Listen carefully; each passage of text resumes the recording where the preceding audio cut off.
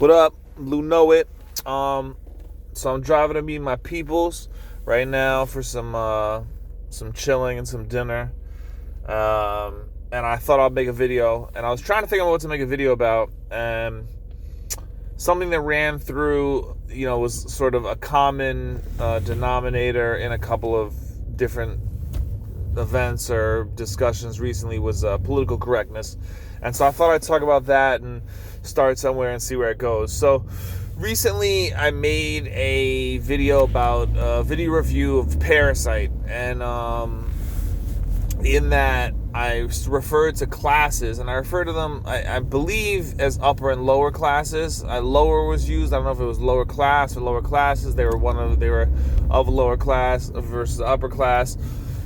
Some comparison like that. And somebody told me that lower class wasn't used anymore and that it was kind of derogatory. So then I looked it up, and it was interesting to find out that indeed it wasn't really used in classifications that I saw,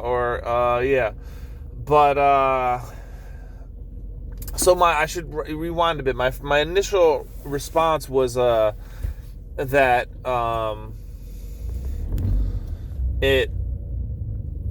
it was it was just a classification. Like, it wasn't like if you have middle class, you have to have upper and lower class. You know what I mean? And so then I looked up a list of the classifications, and they had upper class broken into a couple things. They had upper class as one, and then new money, which would mean people that have made their, become upper class recently, or like made their money recently. And then they had middle class, which everyone accepts and is constantly talking about in politics. And then they had, instead of lower class, they had working class, working poor, and poverty level. So to me, and that's the thing. One of the things that I was saying was that I wondered, there's certain words that you can't really say. Like, I hope I don't get in trouble for saying this, but like the word faggot is not really acceptable, and I understand why. And so it's something I used when I was a kid, and I've heard comedians discuss it and defend it by saying they don't mean gay. And the point, they're missing the point, which is that it's an insult that was derived from comes from being gay. And so even if you don't mean it to mean someone's being gay, the fact that you're using a word that just became to mean something generally bad but not gay, and it came from a word for gay people, is obviously, it's against gay people. On some level, in the way that it's formed into the vernacular. So I understand that one. But then retarded has now become another one. I'm not sure I'd agree with this, because yes, I could see if you're retarded, you wouldn't like people. But retarded isn't exactly. I've used it as an insult when I'm not talking about someone that's mentally disabled. Like, I'm just saying, like, that's retarded. Like, that doesn't. But the thing is, unlike gay, it fits what it means, in that somebody that's retarded, their development has been retarded, flame retardant, right? Like, that's the way you use, like, it's retarded. Like, their development or abilities are retarded. Like, it's not, it's not like a slang. It's a slang that came from a real term, not like, faggot, which was just they came out of nowhere with as an insult, even though it did mean something, it meant something else. So I was saying I wouldn't say, I could see the argument not saying faggot, and whereas retarded, I don't see it. And so I was wondering if the upper and lower class thing fell into this, and the person was arguing with me. And so I just thought it was an interesting conversation. I feel like political correctness is an interesting thing right now. I think that there's a certain, it comes from a good place, but I think that as a progressive myself, I think that a lot of what's going on right now, it's hurting liberals, because it's like they're going after people that they don't view as being politically correct, and they're going too far. And I understand that the pendulum is swinging in, the direction of, after years of being oppressed and held back in certain ways, but I don't agree with a lot of it, and I feel like it's not necessarily beneficial to the cause of the people that are actually sort of pushing those agendas.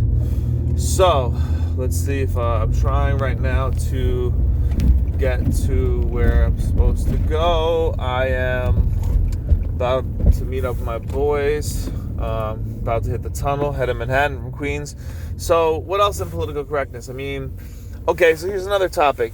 Maybe I'll end on this. So cultural appropriation, right? And I realize I'm hitting what some consider very heavy topics. First of all, my issue with cultural appropriation is everything is cultural appropriation. Like, I mean, we constantly, that's the way that societies have evolved. They take from pre-existing cultures. There's very little pure originality in the world in any form. And so I take issue with this idea that like somehow, it's unacceptable to appropriate another culture because that's what we all do. I mean, like, for example,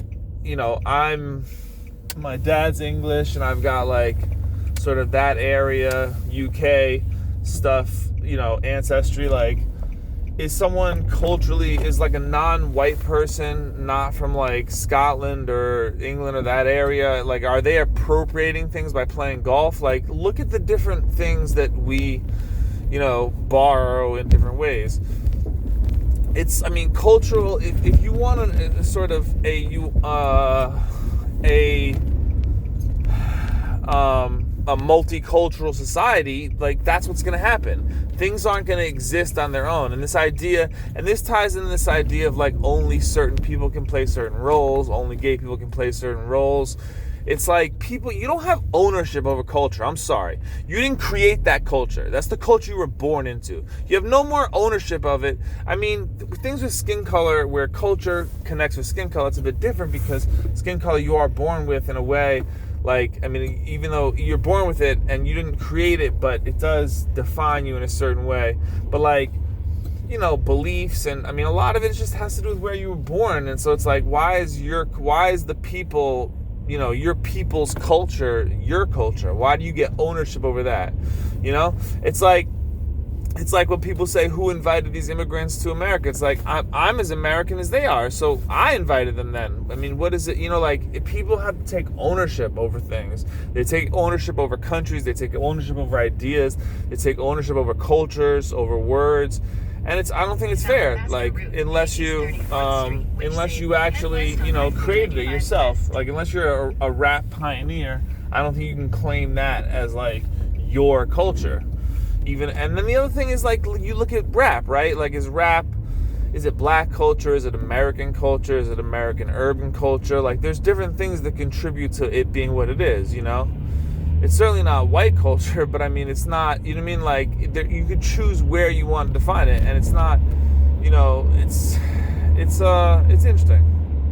So, I don't know. So, basically, the PC culture, like, and then the latest thing I can talk about, and I'm all over the place here, but like this stuff with Louis C.K. First of all, the stuff he did, I don't really view as,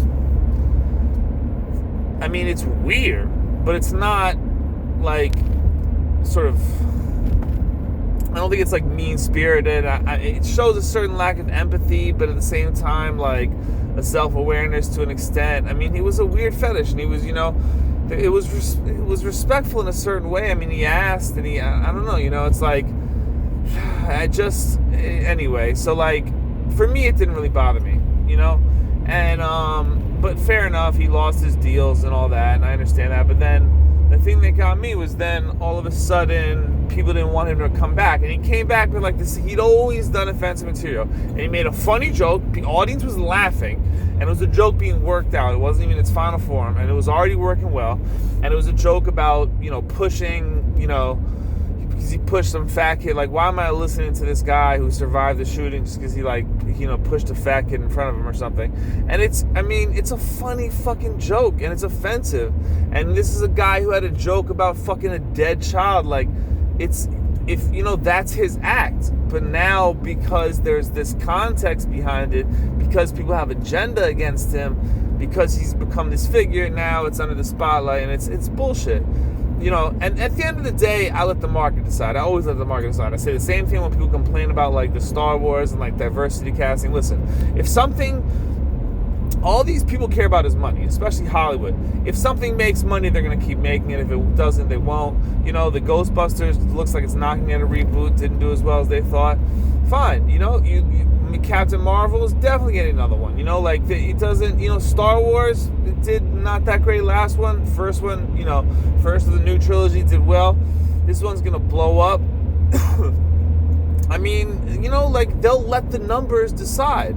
So, like, if you really, instead of, like, you know, that's the thing that I find funny too, is that people complain about people complaining. And I understand, you know, I understand the idea of doing that, but, like, for real, people complain about people complaining. It's funny.